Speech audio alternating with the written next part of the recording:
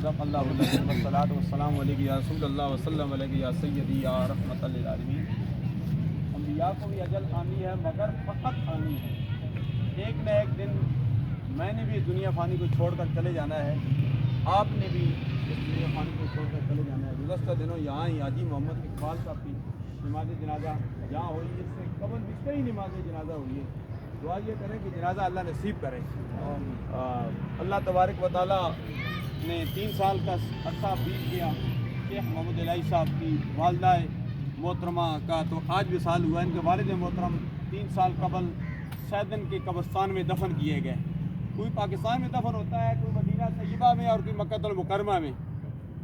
منا خلقناکم وفیہا نعیدکم ومنہا نخرجکم تارۃ اخری، اسی مٹی سے پیدا کیا گیا، اسی مٹی میں دوبارہ لوٹایا جاتا ہے اور اسی مٹی سے سہبارہ اٹھایا جائے گا۔ یہ 3 منزلیں ہیں، کیونکہ یمم کے فرائض بھی 3 ہیں، غسل کے فرائض بھی 3 ہیں، اور ابھی مرحومہ سے بھی 3 ہی سوال کیے جائیں گے۔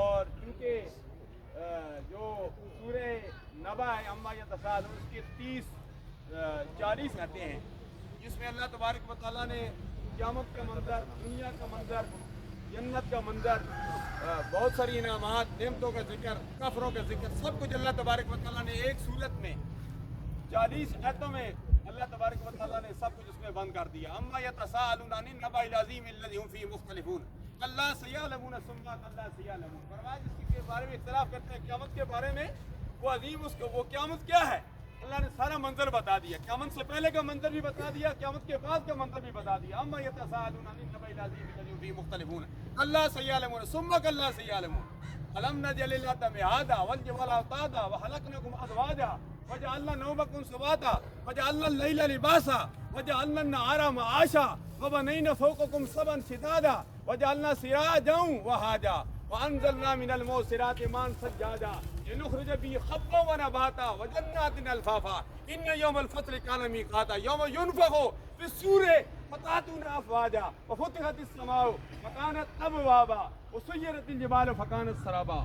اللہ تبارک و تعالیٰ نے ایک منظر نہیں، کئی منظر کافروں کا ذکر کی بھی کیا، اللہ نے مومنوں کا بھی ذکر کیا۔ ان للمتقین مفازا حدائق وعنابا وقوائب اترابا وقاسا دہاقا لا يسمعون فيها اللغوا ولا كذابا جزاء من ربك عطاء حسابا رب السماوات والارض وما بينهما الرحمن لا يملكون منه خطابا يوم يقوم الروح والملائكة صفا لا يتكلمون الا من اذن له الرحمن وقال صوابا ذلك اليوم الحق ومن شاء اتخذ الى ربه مآبا انا انذرناكم عذابا قريبا يوم ينظر المرء ما قدمت يداه ويقول الكافر يا ليتني كنت ترابا۔ کافر اس دن جو ہے افسوس کریں گے، کاش کہ ہم مٹی ہوتے ہیں۔ افسوس کرنے سے قبل یہ ہے کہ ہم دنیا میں مسلمان ہو جاتے ہیں۔ کافروں کے لیے جہنم ہے اور مسلمانوں کے لیے جنت ہے۔ دعا کریے عظیم جرگہ اللہ تبارک و تعالیٰ اس مرحومہ کو جنت میں اعلیٰ